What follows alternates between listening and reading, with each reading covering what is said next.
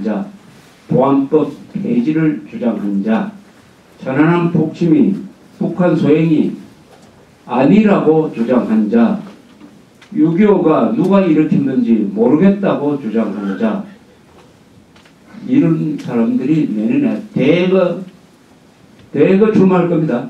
근데 간판은 뭘로 거느냐? 개혁 세력, 진보 세력, 민주투사, 요런 간판을 가지고 나올 거예요. 우리가 그 간판을 벗겨야 된다. 벗겨야 될 때 딱 한마디밖에 없어요. 당신 김정일 한번 욕해봐라. 마이크를 딱 갖다 대놓고 김정일 나쁜 놈이라고 해봐. 이게 아주 뭡니까? 외통수예요. 김정일 나쁜 놈이라고 해봐. 절대 안 합니다. 절대 안 하는 게 못합니다. 절대 못해요. 목사님이 하나님 욕하는 것 같아요. 마찬가지 기독교 신도한테 마이크 갖다 대놓고 하나님 욕해봐 하면은 하겠습니까? 하면은 신도 아니죠. 우리의 무기는 바로 이런 것입니다. 이런 거예요. 그러니까 우리가 진실의 무기를 갖고 있습니다. 저자들이 억지를 부리고 악랄한 것은 그렇게 하지 않으면은 망하기 때문입니다. 우리는 진실을 가지고 있기 때문에 그 대신 좀 느긋하죠. 좋은 무기입니다. 그러나 정치판에서는 요게 문제가 있어요. 정치판에서는 반박되지 않는 거짓말은 진실로 통한다. 이런 말이 있습니다. 거짓말을 하면 바로 반박을 해야 되는데 그 반박하려니까 막 청키도 하고 그놈들하고 싸우니까 또 겁도 나기도 하고 편들어주는 사람도 없다 이래가지고 가만히 버려두면은 천안함 폭침은 북한 소행이 아니다라는 식으로 요렇게 점점 자라나가지고 사람들 30%를 속여먹는다. 반박되지 않는 거짓말은 사실로 통하는 게 이게 대중민주사회입니다. 언론 자유가 있으면 이런 문제가 있어요. 반드시 하나씩 반발을 해야 됩니다. 그래서 진실을 가진 사람들이 부지런해야 됩니다. 부지런한 거짓말쟁이하고 농땡이 진실남하고 싸우면 진실남이 져요.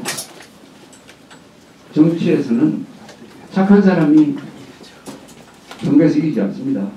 부지런한 사람, 힘센 사람이 이기는 것입니다. 우리 보수 세력도 그동안에 숫자만 믿고 진실이 우리 편이다. 역사의 정의가 우리 편에 있다라고 믿고 농땡이 부리고 느긋하고 그런 사이에 우리끼리 싸우고 교육을 등한시하고 해서 젊은 층을 다 놓치고 또 부패 문제를 우리 손으로 해결하지 못하고 해가지고 오늘의 위기를 자초한 면이 있는 것입니다. 이것은 사실은 집권층의 정치를 담당했던 집권층의 문제죠. 보수층 전체의 문제가 아니라 보수층 대표해가지고 나왔던 사람들이 문제겠죠. 한나라당은 요새 굉장히 어려운 위치에 처해 있어요. 그것도 너무나 당연하죠. 적과 종북 세력과 싸우지 않았기 때문에 자초한 위기. 우리 역대 대통령 중에 보수 세력을 망친 사람이 이제 두 사람이에요. 한 사람은 김영삼이라는 사람이었어요. 취임 때 무슨 연설을 했느냐. 어떤 동맹도 어떤 이념도 민족보다 중요하지 않습니다. 이렇게 이야기했어요. 그 말 바꾸면 뭡니까? 한미동맹 자유민주주의보다 민족이 더 중요하다. 그러니까 북한하고 뭐 해보겠다. 요런 거 아닙니까? 이때부터 이 김영삼 대통령은 좌파 숙주 역할을 해가지고 그 5년 동안 좌파들을 기르겠어요. 특히 노태우 대통령이 다 쫓아냈던 1,500명이 넘는 정교조 교사들을 다 복직시킨 사람이 김영삼 좌파 숙주 역할을 했어요. 보수 세력을 분열시켜버렸습니다. 그래서 김종필 세력이 뛰쳐나가가지고 자민련을 만들고 그 세력은 나중에 또 김대중한테 붙어가지고 김대중 정권을 만들어낸 것은 김영삼 자초한 것이죠. 좌파 축조 역할을 해서 보수를 분열시켰습니다. 보수는 분열하면 망합니다. 좌파는 자충수로 망하지만은 이명박 대통령은 취임 때 또 무슨 연설을 했습니까? 이념의 시대는 지났습니다. 이념의 시대는 지났습니다. 이거는 김영삼 이야기보다 더 엉터리예요. 이념이 뭡니까? 자유민주주의지. 이념의 시대는 뭡니까? 자유민주주의냐 사회주의 독재냐를 가지고 싸우는 게 이념의 시대예요. 그 시대가 계속되고 있기 때문에 휴전선이 있는 겁니다. 북한이 저렇게 고생하고 있는 거예요. 그런데 난데없이 대한민국이 통일도 안 됐는데 이념의 시대는 지났다. 이런 헛소리가 세상에 어디 있습니까? 그러면서 이념 무장을 스스로 해체해버렸습니다. 대한민국에서는 오늘 바로 이 순간에도 저 FTA에 반대하는 세력이 광화문에 이 추운데 모여가지고 저렇게 뭉쳐있는 것이 저게 바로 이념전쟁 아닙니까? 저게 이념전쟁이 아니고 뭡니까 저게?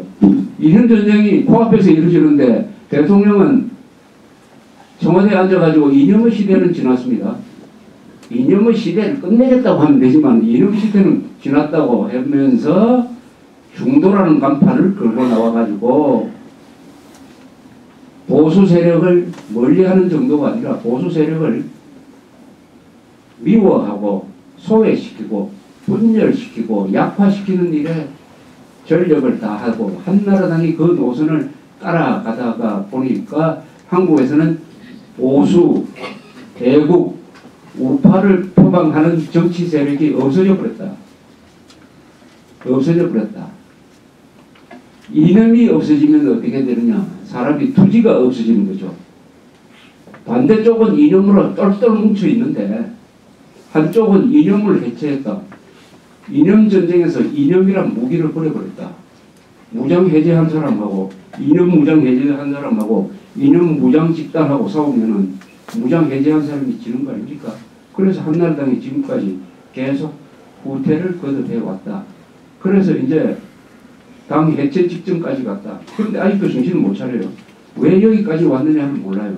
그럼 어느 쪽 방향으로 당을 재건해야 되겠다는 것인지 아직 모르는 것 같아요. 간단하지. 이념을, 우파 이념을 재건해야 되고 그 다음에 공세적으로 좌익과 싸워야 되죠.